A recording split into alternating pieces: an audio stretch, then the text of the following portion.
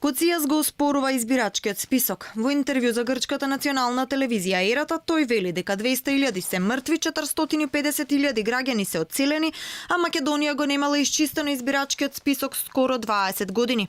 Според шефот на грчката дипломатија Иванов е лош председател кој бил избран со 520.000 гласови и сега токму тој го оспорувал референдумот на кој гласале 620.000 граѓани. Ο Ιβάνοφ, αυτός ο κακός πρόεδρος της γείτονας χώρας, ο οποίος έκανε διάγγελμα απόψε και είπε ότι απέτυχε το δημοψήφισμα. Ότι απέτυχε το δημοψήφισμα και τελειώσαμε.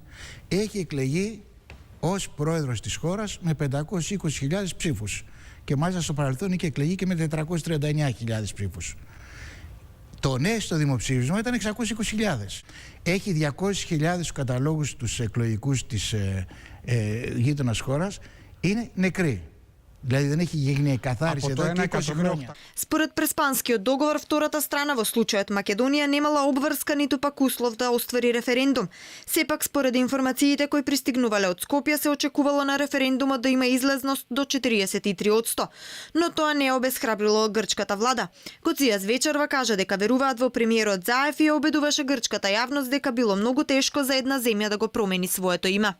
Είχε υποτιμηθεί η σημασία της αλλαγής του ονόματος. Νομίζαν ότι ήταν περίπατος και τι έγινε που άλλαξε το όνομα. Είναι πολύ σοβαρό πράγμα να αλλάξει το όνομά σου.